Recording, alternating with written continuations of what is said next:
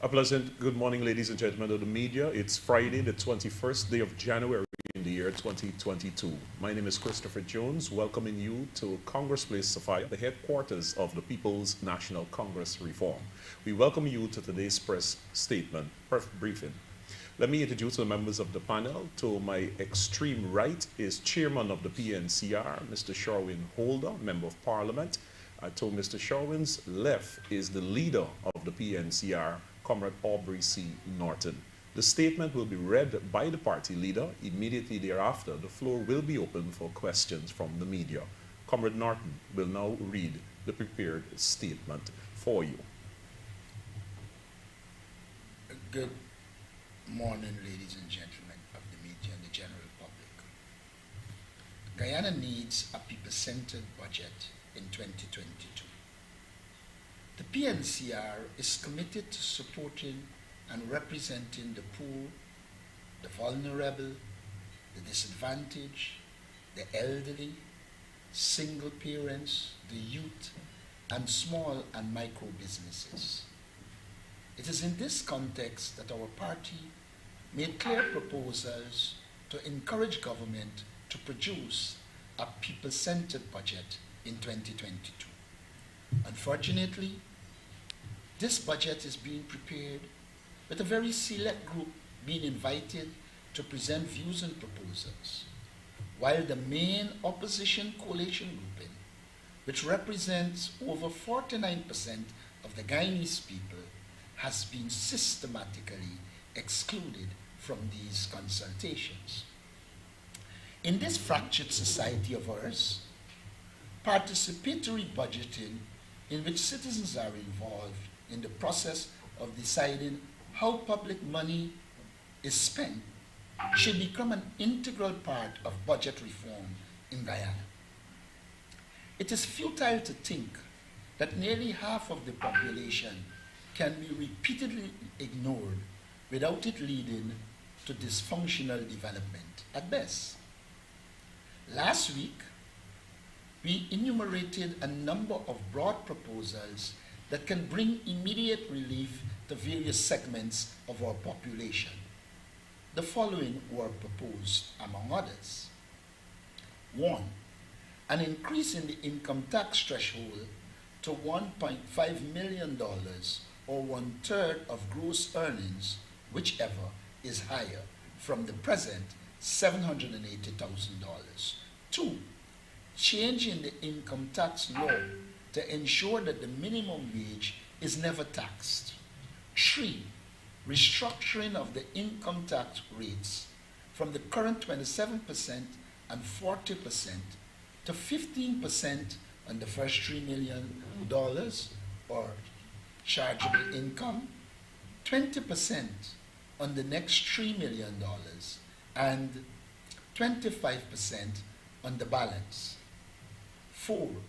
Payment of an interim increase in wages and salary to public servants of 10%, pending the start and finalization of government union talks on wages and other benefits for our workers. Under the above stated regime, no income tax will be paid on the minimum wage. If we factor in our proposal for an interim 10% increase in salary, those at the minimum wage would have an extra $9,150 per month take-home pay. Under the proposed new regime, the PNCR outlined last week, no income tax will be paid on income equal to or less than $125,000 per month, $1.5 million per year. The immediate saving to workers is $14,540 per month. With a 10% interim increase in wages and salaries, workers would take home an extra $23,570 per month in 2022. These are measures we believe will benefit the working people of Guyana and their families. Income tax.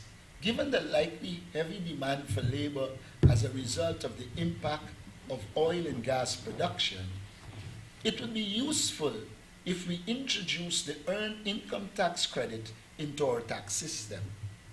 This will ensure that low-income workers get support from the government by filing a return, even though they might have no taxes to pay. If employers of these workers fail to file the return information of these workers, GRA will know, because the workers are likely to complain since they will be unable to get the credit. Further, knowing that they would get additional money from the government if they work, more people will seek employment.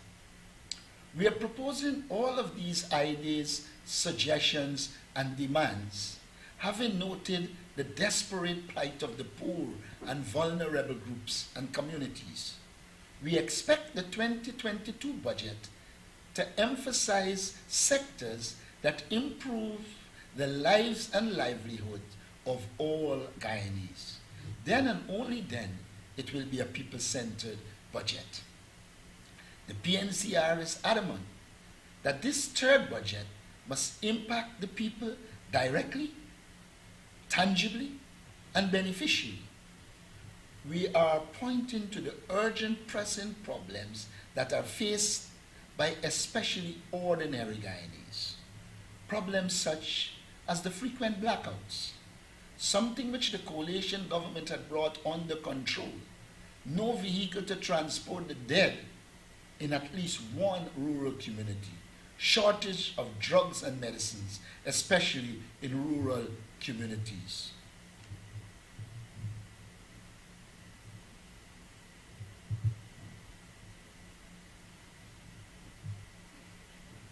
In the 2022 budget, we expect several employment opportunities to be created. We expect that the transparent procurement process will be utilized and that as far as practicable, labor will be sourced from the communities that are expected to benefit from these investments.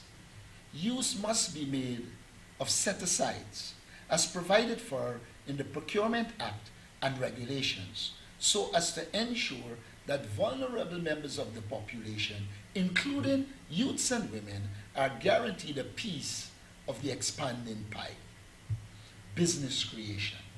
While the PNCR believes that there should be direct cash grant to citizens, cash grants alone will not reduce poverty. There is need for the creation of businesses. In this regard, there is the need to establish small industrial sites in certain depressed communities to cater for labor-absorbing business ventures. This needs to be done in communities that need them most and should eschew the discrimination that is part of the PPPC usual mode of operation. A fundamental pillar of the PNCR philosophy is economic freedom. The lack of economic freedom remains a concern as many private businesses are being frustrated in their efforts to participate in the economy. The lack of competition keeps prices high and contributes to the hardships which many Guyanese are experiencing from inflation. Food security. Prior to the production of oil and gas, the largest industry in Guyana was the other crops industry. In terms of output, it is larger than rice and sugar combined. For example, in 2019, other crops alone accounted for 16% of Guyana's gross domestic output. Throughout the period 2012 to 2020, other crops, the product of small-scale farmers, was double that of rice cultivation and 12 times that of sugar cultivation. With the entry of oil, the contribution of other crops declined to 11% of GDP. The fear that the PNCR has is that as Guyanese grow to appreciate more lucrative income that could be gotten from the oil and gas industry, they will give up agricultural lands to that industry. High food prices that we see today will only get worse if food production declines, with attendant risk of higher rates of poverty and malnutrition. It is the PNCR expectation that a serious effort will be made, starting with the 2022 budget, to put in place the financial infrastructure and risk protection architecture to keep food production and food security as robust components of our economy, considering the threat facing food production. To ensure that we do not leave our food security at risk, the PNCR has begun the process of putting together a team to examine how we could avoid this risk. Digital currency. The PNCR believes that the government must adopt a digital currency.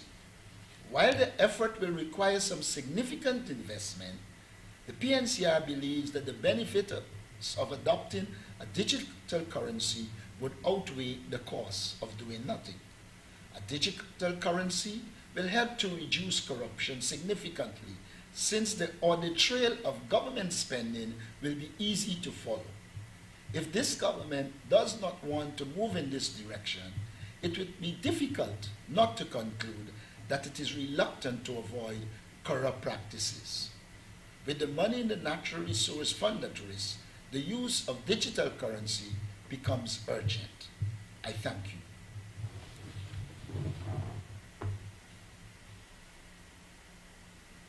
Ladies and gentlemen of the media, you have heard the prepared statement, which was read by the leader of the People's National Congress Reform, Comrade Aubrey C. Norton. The floor will now be open for your questions.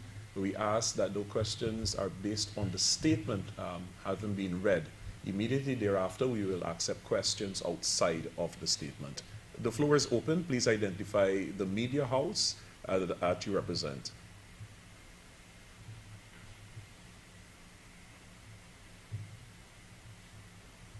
Or you can use the hand raise signal and we will call you.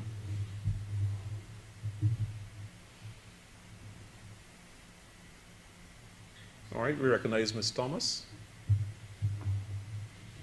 Go ahead. Hi, good morning, everyone. I was waiting for questions on the statement, but I don't have any. So I don't know if you open up for questions outside of. All right, so just give me half of a minute and let me see if any other person have any question on the statement, and if not, then we'll come back to you, Ms. Thomas. Thank you.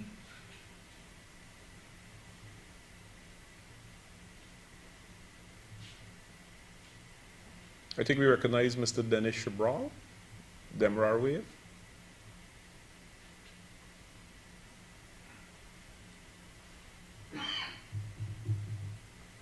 All right, so if there's none, Ms. Thomas, you can go ahead with your question.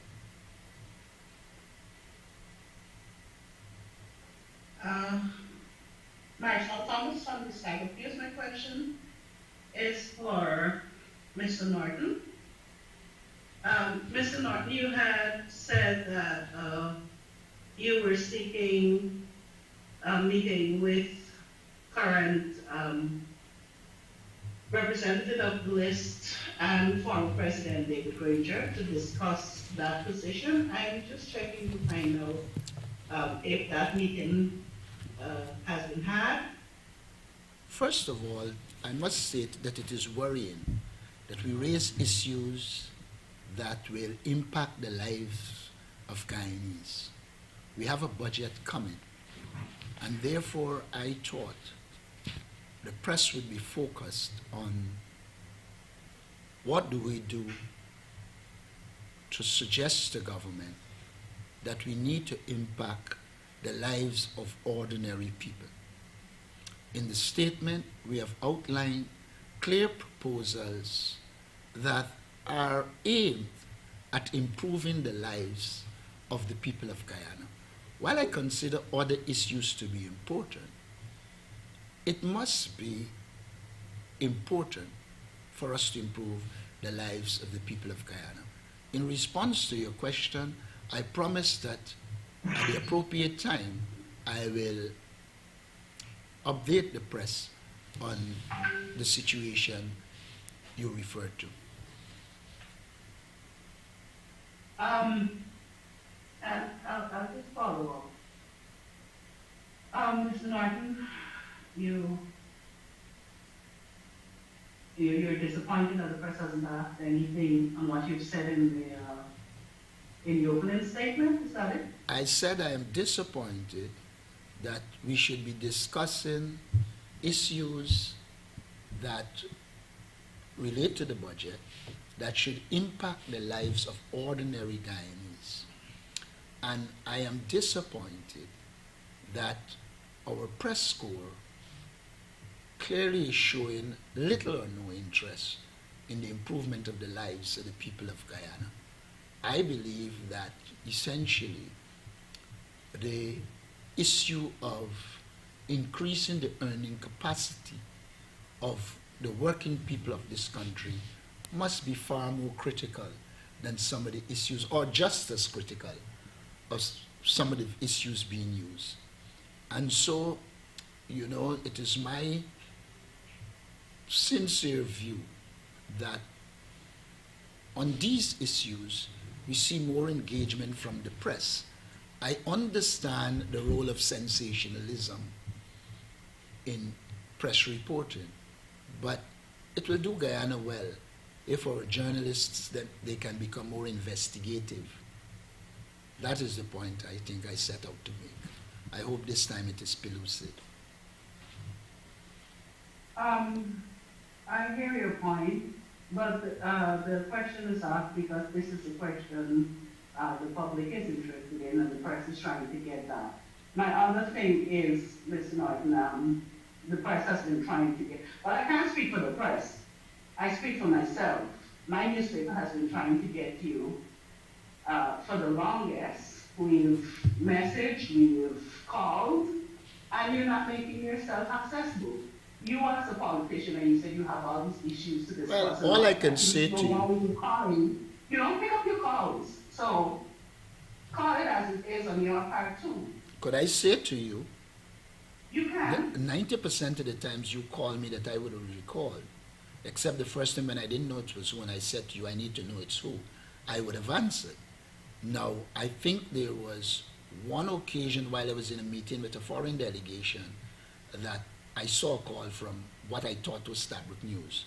But I would say to you, without fear of successful contradiction, I'm generally accessible to the press and would have committed myself to access the press. But I also expect a certain level of maturity from the press, and I expect that the press would seek to bring to the people all the news that is important rather than what they perceive to be important.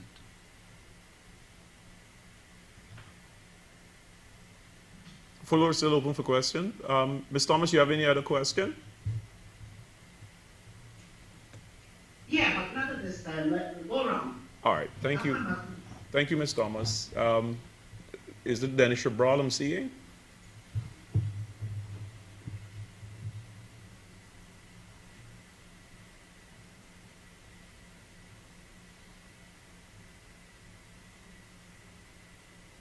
All right, so the floor is still open for question. General questions on this statement.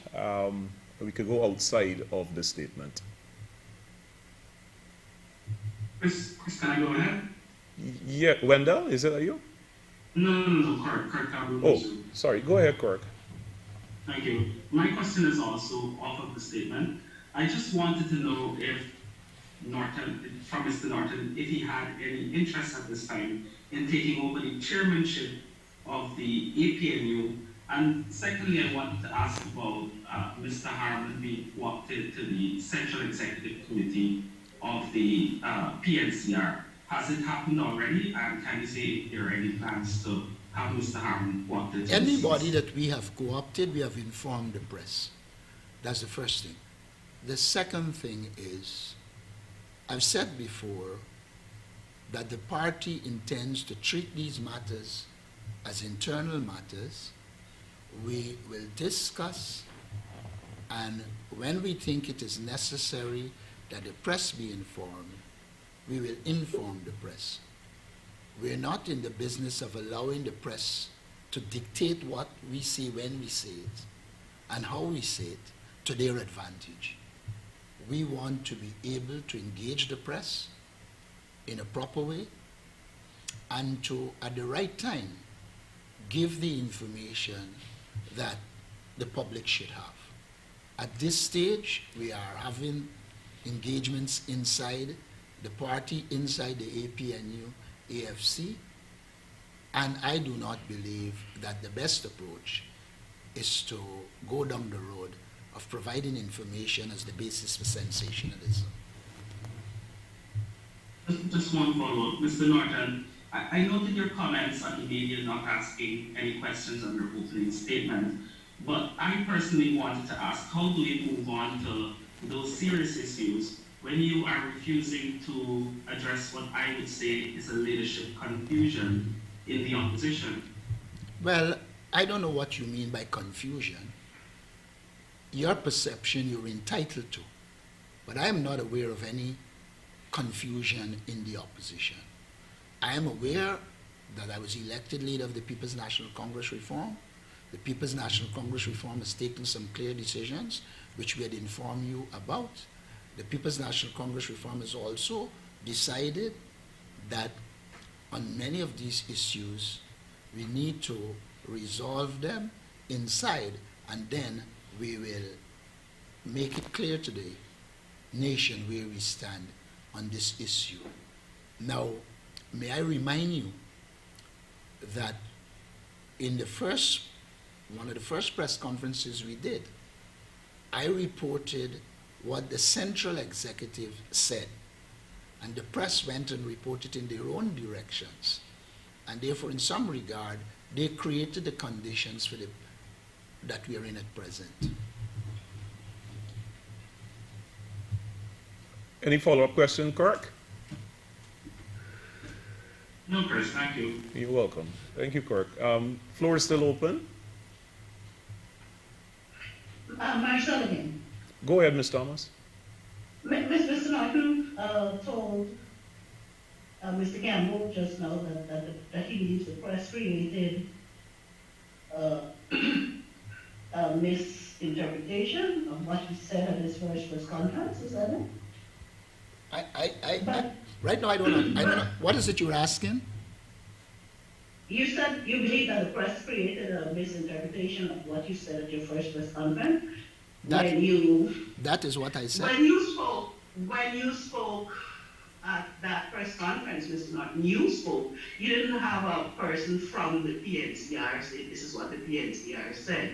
So the press would have only reported what you said that the PNCR said. And I think therein was, if it's anybody to be blamed, that person should be you. I wouldn't continue this discussion because it makes no sense. What is it I am saying to you? Go ahead. No, and Mr. Norton, sometimes you can just get really, I'm trying to find a word. You're not easy to communicate with. You just put up this aggressive front that it doesn't make for engagement, at least for me, I can't speak for anybody else. It doesn't make for easy engagement of the press at all. Could I make a point? The press is trying to get information from you, sir. Who is the leader of the PNCR? Which is the largest party in the coalition? There seems to be this whole confusion, as Kurt said, rightfully said, with the whole makeup right now. You have a leader of the biggest party who is not the opposition leader, who is not the representative of the list, who's having talks, who's not giving the press any information on those talks. You haven't even given us a time frame for when these issues would be resolved. We can only ask questions, and then you get upset when you ask questions. Well, I am not upset at all. May I point out to you, my dear, that I gave you a full interview in my office. And could you confirm that that is true? Yes, and it was reported, sir. No, but the point I'm making to you, you're suggesting that the press doesn't access me. I have said to you that you can access me, and you did.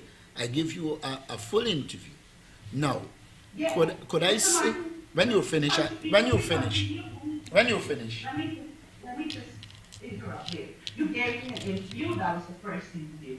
After that, you had that press conference, which you claim you were misrepresented or whatever. After that, we've been trying to Did I say I was misrepresented? I've been trying to get you consistently. And I have the records to show that I have called and called that message. You've read those messages and I still haven't gotten a reply. Yet you say you're accessible? I don't recall receiving any message from you. That's the first thing. And secondly, I want to say this to you. I am accessible to the press, but the press also has to recognize that I'm the leader of a political party, that the party has made certain decisions, and that I stated very early in this term of office that it is my intention to discuss and be guided by the central executive of the party before I go into the public domain. The party has decided that we will discuss these issues, and when we complete discussing these issues, we will engage the press. I do not see that as a lack of access. I am saying to you in the public domain the decision of a party which I believe should be respected. And I do not know why you would suggest that I'm annoyed. You came and interviewed me. You asked all the questions. At one point I had to ask you if you were defending the government, and I wasn't annoyed. So just let's leave it there. All right, so we'll move on. Ms. Thomas, members of the media, any other questions? Now, Marshall from Village Voice News, just to follow up with my questions. I think it was Marshall who inquired about the timeline for the meeting. I saw this morning a report suggesting that a source close to the coalition would have indicated that the APNU is scheduled to meet on Monday to discuss the matter of the leadership, the opposition. Confirm if a meeting is set for a Monday, and could you clearly state if the leadership of the PNCR or APNU would have set timelines for which this issue should be addressed? First of all, I know a meeting is scheduled. I don't know which Monday meeting you were talking about. It does appear to me that your sources have more information than me.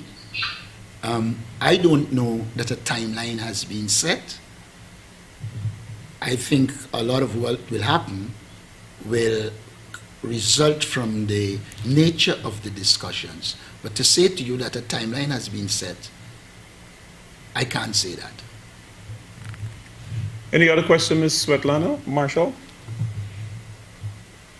A follow-up. I may have missed it, but sir, could you say if you would have spoken to the leader of the list, Mr. David Granger, have you engaged him on the matter, and how active he?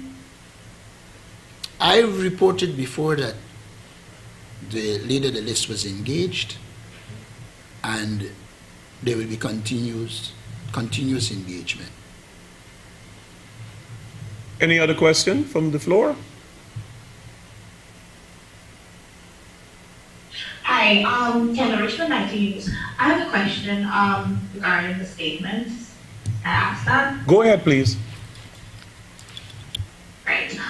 So I noticed that the leader has listed a number of things that he wants to see in the budget. Do you believe that the government will consider these proposals? How optimistic are you? Well, first of all, to the extent that the opposition wasn't included in the consultations for the preparation of the budget, that in itself is worrying. However, I am of the view that we have placed this information out there, the government has the right to utilize it or not to utilize it.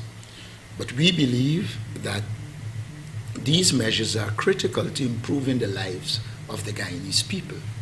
If you look at the question of inflation and the measures that need to be taken to deal with it, we raise this question of food security, which is a real important question, because if you follow the history behind the oil and gas industry, there is the tendency for resources to go in the direction of the oil and gas sector and a reduction in the agriculture sector. What we are doing is saying to the government, prices are going up, and you need to take action at this stage to ensure there are incentives for people to stay in agriculture and to expand agriculture so that we have food security and do not run into the problems that many other societies run into when, because of the lucrative nature of oil and gas, people in other sectors go in another direction. You have seen on the waterfronts of Guyana a shift away from the fishing industry, etc., into the direction of oil and gas. And what we are saying as a party is that this is a matter that needs attention, and we are drawing it to the government's attention so that in the 2022 budget, the matter could be addressed. If they don't address it, then it will be obvious to the Guyanese people that they have no interest in prejudging what is happening and to take the action to ensure that we don't face the risks that are likely to come from not addressing the matter. Is there a follow-up question, Ms. Richmond? No, that's it. Thank you. Thank you. Any other question from the floor?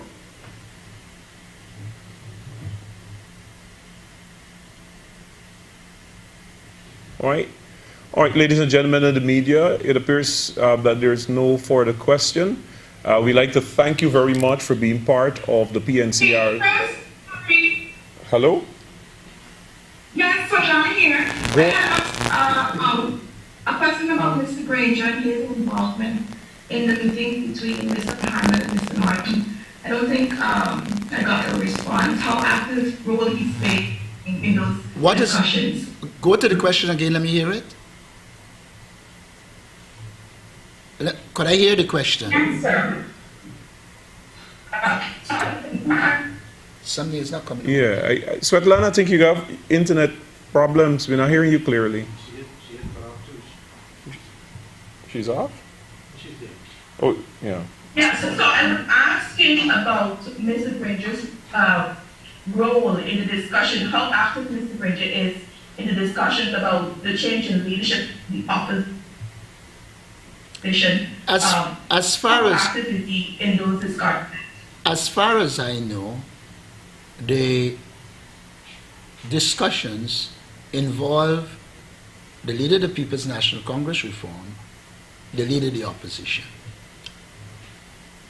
As far as I know from Mr. Granger, the former leader of the party has decided that he will engage, but he wants to see the outcome of this first phase of discussion. And he placed that in writing. All right. Thank you, Svetlana. Is there a follow-up question? No, that's it. Thank you so much. Most welcome.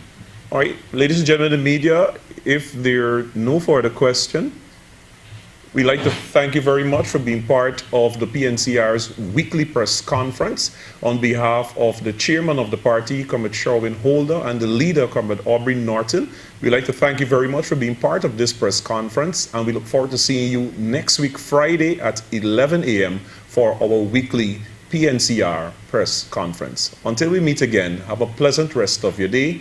Goodbye for now.